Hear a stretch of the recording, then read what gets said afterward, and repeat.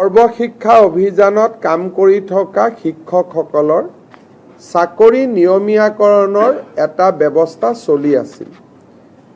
ৰাজ্যৰ এডভোকেট জেনেৰেলে আমাক এটা অপিনিয়ন দিলে যে চৰকাৰে উচ্চতম ন্যায়ালয়ৰ উমা দেৱী গোচৰৰ পৰিপ্ৰেক্ষিতত কাৰো চাকৰি নিয়মীয়াকৰণ কৰিব নোৱাৰে।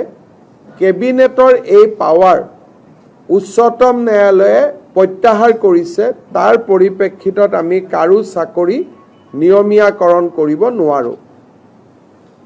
কিন্তু সৰ্বশিক্ষা অভিযানত কাম কৰি থকা শিক্ষকসকলক যাতে আমি সকাহ দিব পাৰোঁ, তাৰ বাবে আজি কেবিনেটে ৩৫,০০০ নতুন শিক্ষকৰ পদ চৰকাৰত সৃষ্টি কৰি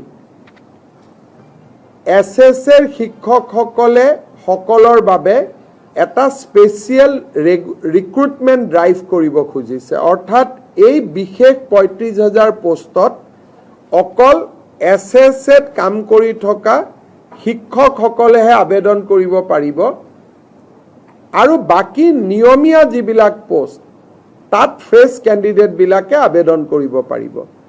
এই ৩৫,০০০ শিক্ষকে SSR পৰা আহি চৰকাৰত সোমোৱাৰ লগে লগে সৰ্বশিক্ষা অভিযানত ৩৫,০০০ পোষ্ট বিলুপ্তি হ'ব। অৰ্থাৎ সৰ্বশিক্ষা অভিযানৰ ৩৫,০০০ শিক্ষকে স্পেচিয়েল ৰিক্ৰুটমেণ্টৰ বাবে চৰকাৰত আবেদন কৰিব। চৰকাৰে তেওঁলোকৰ কাগজ পত্ৰ চোৱাৰ পিছত তেওঁলোকক নিয়োগৰ সুবিধা কৰি দিব চৰকাৰত, য'ত NPS পাব, চৰকাৰৰ পে স্কেল পাব, ইনক্ৰিমেণ্ট পাব, গোটেইবোৰ পাব।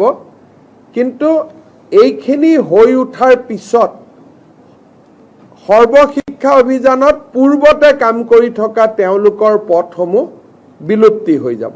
অৰ্থাৎ আমি ৰেগুলাৰাইজেশ্যন কৰিব নোৱাৰাৰ বাবে আমি স্পেচিয়েল ৰিক্ৰুটমেণ্ট ড্ৰাইভ সৰ্বশিক্ষা অভিযানৰ শিক্ষকসকলৰ বাবে কৰিব খুজিছোঁ। আৰু ইয়াৰ ফলত মই ভাবোঁ যে অহা ৪-৫ মাহৰ ভিতৰতে সৰ্বশিক্ষা অভিযানৰ প্ৰতিগৰাকী শিক্ষকেই চৰকাৰত নিযুক্তি পোৱাৰ সম্ভাৱনা মুকলি হ'ব।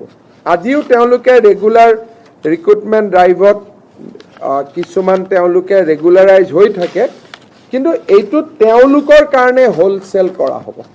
সেইকাৰণে আমাৰ ৩৫,০০০ শিক্ষকে চৰকাৰত সোমাবলৈ এটা সুবিধা পাব।